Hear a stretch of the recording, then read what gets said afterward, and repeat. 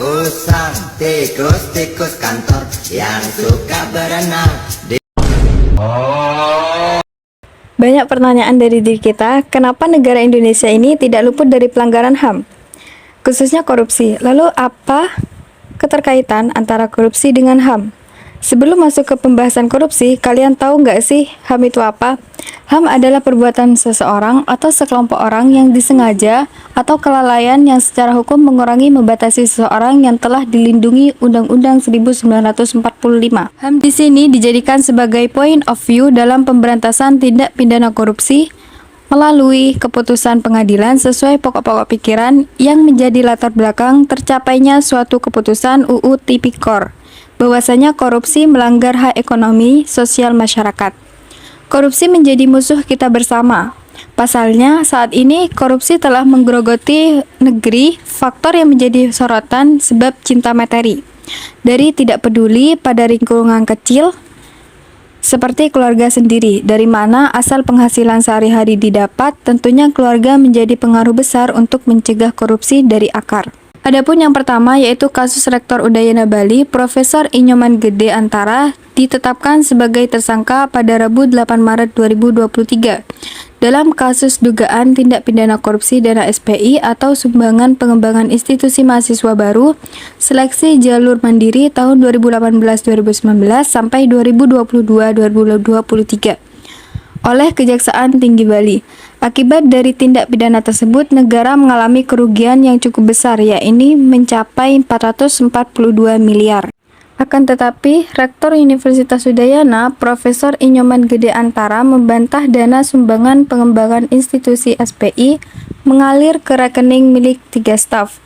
Rektor UNUD yang kini statusnya sebagai tersangka oleh penyidik Kejaksaan Tinggi Bali, dia mengatakan pungutan sumbangan pengembangan institusi di lingkungan Universitas Udayana telah berjalan sesuai dengan prosedur hukum yang ada serta berlaku di beberapa universitas negeri Indonesia yang telah diatur dalam peraturan menteri. Penetapan status tersangka terhadap seorang rektor atas tuduhan menerima suap bukan sekali ini terjadi. Sobat-sobat tahu nggak? Bahkan seorang pemimpin pemberantas korupsi menjadi tersangka Tipikor. Parah nggak sih? Ini parah nih.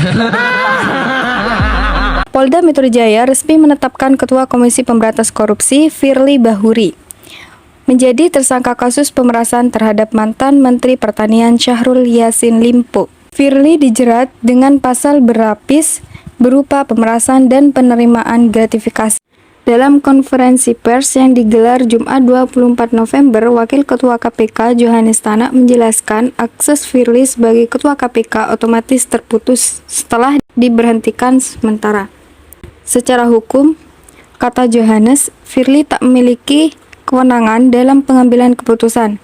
Sejumlah pegiat anti korupsi menyebut penetapan tersangka terhadap Ketua KPK Firly Bahuri sebagai kabar baik bagi upaya pemberantasan korupsi. Sebab, menurut Dewan Pengawas Indonesia, Corruption Watch, Dadang Trisasongko, orang yang diduga melakukan tindak pidana korupsi tidak layak memegang jabatan sebagai pemimpin tertinggi di lembaga yang seharusnya menjadi integritas dan moral.